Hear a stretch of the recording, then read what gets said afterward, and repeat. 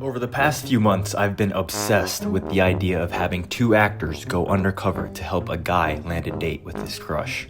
In order to test this strategy out, I needed to find a guy who was willing to participate. Someone who was obviously single and down for any plan I can come up with.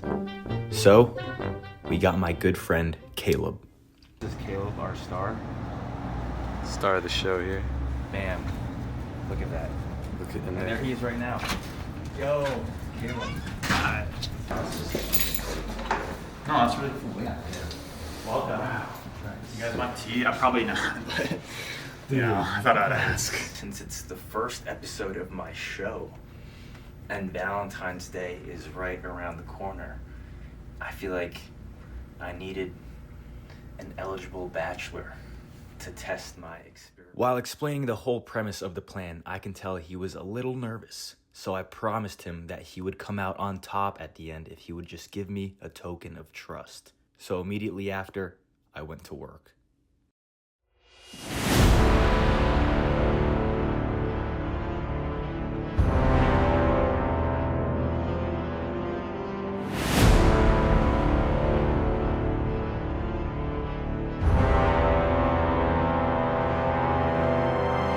I needed actors, and with the help from my roommate Eli, I made tens of flyers regarding auditions for the roles and posted them everywhere within Vilas Hall, a place where all theater students tend to linger around. I wanted to find one male and one female actress to portray a toxic relationship, one where the guy would inexcusably hit his girlfriend and have Caleb come and save her, making him look like the hero in front of his crush who would be there that day the setup would take place. I had to find the best of the best, so I asked them to deliver a monologue and share a special talent. I had promised Caleb this would be a flawless plan. A lot of people who watch my show usually ask, Adrian, how do you come up with all your ideas? The answer is simple. I am inspired by the talented fine students of UW-Madison, especially the theater ones. Today, I will be offering two theater students the opportunity to act in the real world with real stakes. All right, cool. Just your name and... Well, I'm Amelie. Hello. I'm going to be reading a little monologue from the play Bad Jews by a playwright whose name I can't remember. Someone, yeah. Yeah. Inferior. Do you know what inferior means?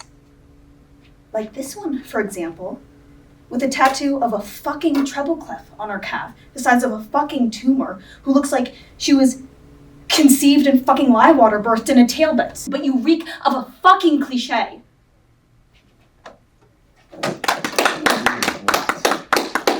So, took me a little bit to brainstorm what talents I have.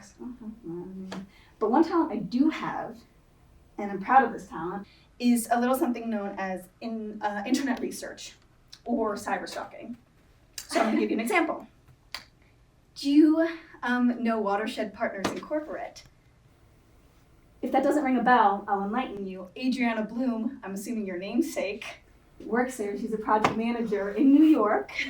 Yeah, so that's pretty cool. And if that isn't enough for you, do you know the name Sam Turner?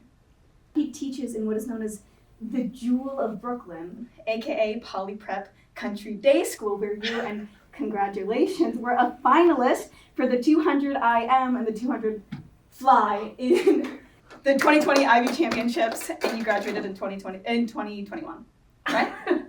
I like you. Yeah. Wow. And clearly swimming didn't work out, but now you're making a TV show, so that's pretty exciting. Yeah, I was above swimming, so I guess wow, that's good. So that's my talent. That's Oh, beautiful. oh my. Yeah, you need me to find anybody or anything, I got you. Hi, my name is Byron Ianzapanta, and I'll be doing a monologue from the play 1460 Sketches of Your Left Hand. How could I compete with Monty, who made me cry once with a painting of Dominic's elbow? It got in you. Would you take that bargain? Is that a monologue you've known for a while, or you seem pretty in tune with it? Yeah, I've had this one in the chamber for a while. Damn. Yeah, it's one of my go-tos.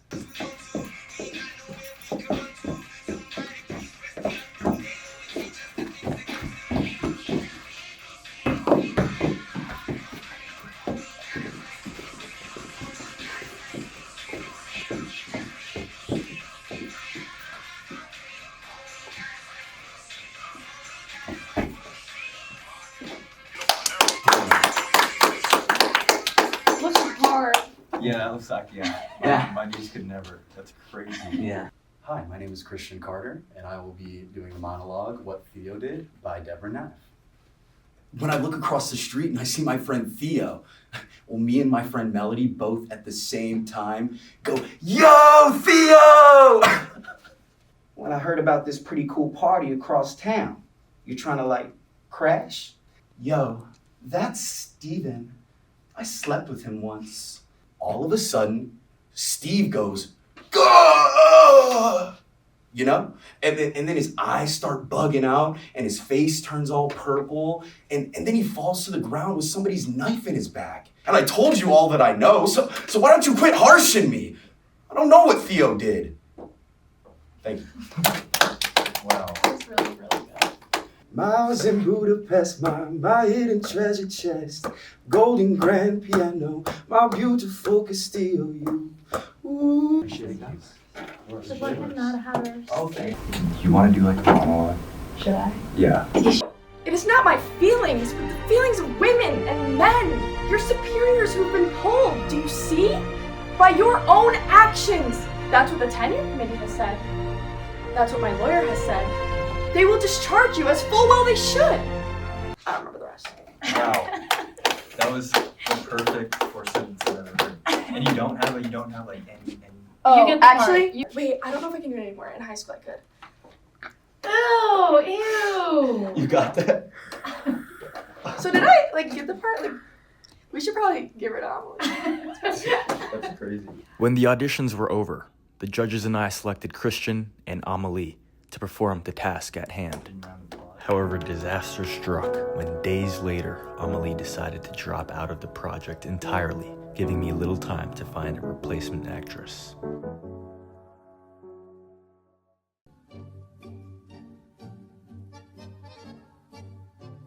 All right, welcome back.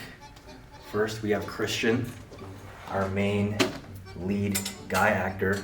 Killed it during the audition process, so count on him for sure. Us, we have Melody, our new actress, and so we are going to run through the lines first. Don't tell me to relax, Christian. Well, you need to. God, you're so fucking annoying. You are a jerk. What did you just call me? A jerk. Fuck you. God, you always get so insecure. You just need to relax. Don't tell me to relax, Christian. Well, you need to. God, you're so fucking annoying. You're a jerk. What did you call me? A jerk. Fuck you. Yeah. For this plan to work, I had to hide Melody's hand well.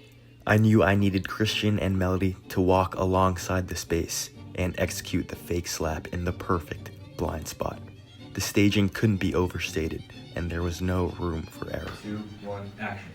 You said you wouldn't do that anymore. God, it was just one girl, babe. What about me? You know I love you. No. God, you always get so insecure. Just relax. Don't tell me to relax, Christian. Well, you need to. God, you're so fucking annoying. You're a jerk. What did you call me? A jerk. Oh, fuck you. Remember, here, you'll say you're a jerk. When you call me a jerk, you have the hand out Okay. right when you say a jerk. You're a jerk. What did you call me? A jerk. I knew Caleb was gonna be a problem. The whole point of this was to make him look like a hero by saving a girl from her supposed violent boyfriend. But he had no confidence in his ability to perform, so I had to get help from somewhere else.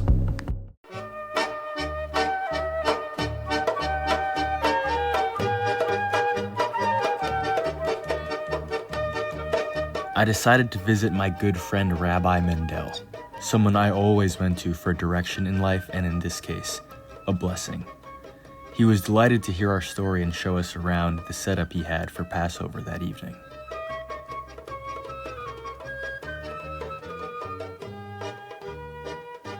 After explaining our entire situation with Rabbi Mendel, he was more than eager to help us out.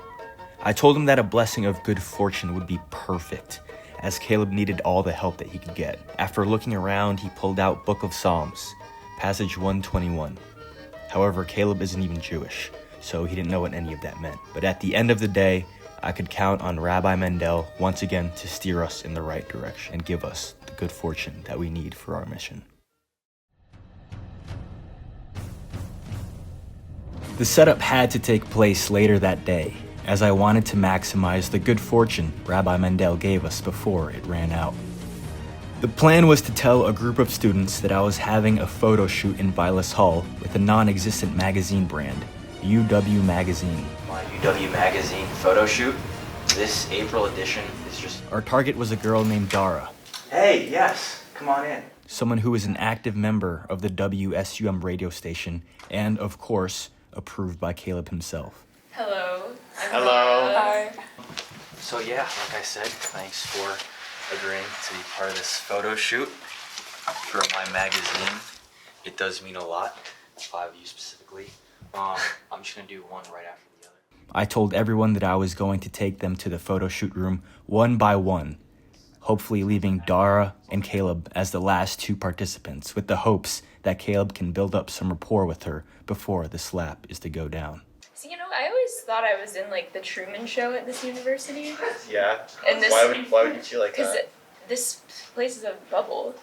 A bubble. Yeah. The bystander effect, one would call it. One could call it. Mm-hmm. You, in the yellow Nikes, stop that. And then you would feel that shame. What Dara didn't know was that 30 minutes beforehand, I had my actors practice how the slap would go down and the exact spot they'd have to walk to. Fooling Dara would take precision, since I knew that one wrong step would expose us. Around that, yeah, that's about an angle that'd be good. A jerk. Fuck you. Ow.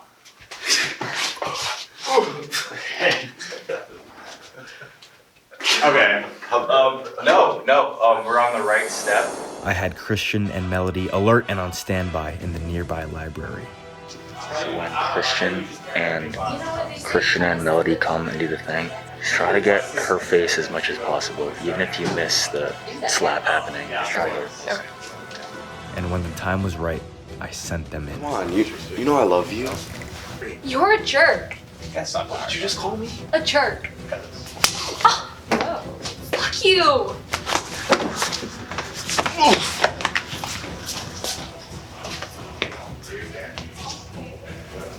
You just get hit. Your cheek is red. I'll take those 2. After processing it for a second, Dara was questioning what she just saw. As Dara kept getting suspicious of the setup, I was wavering at the idea of telling her the truth about the whole scheme, as honesty could be what ultimately sets Caleb free. So, I decided to spill the beans. The 2 actors here were my undercover actors. Oh my god. They were here tricky, Wow. I know. Oh. That How does the domestic violence tie into this? to make Caleb look like a hero.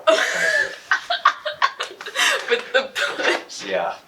Would you be enticed to go on a date with this lovely man, Caleb here?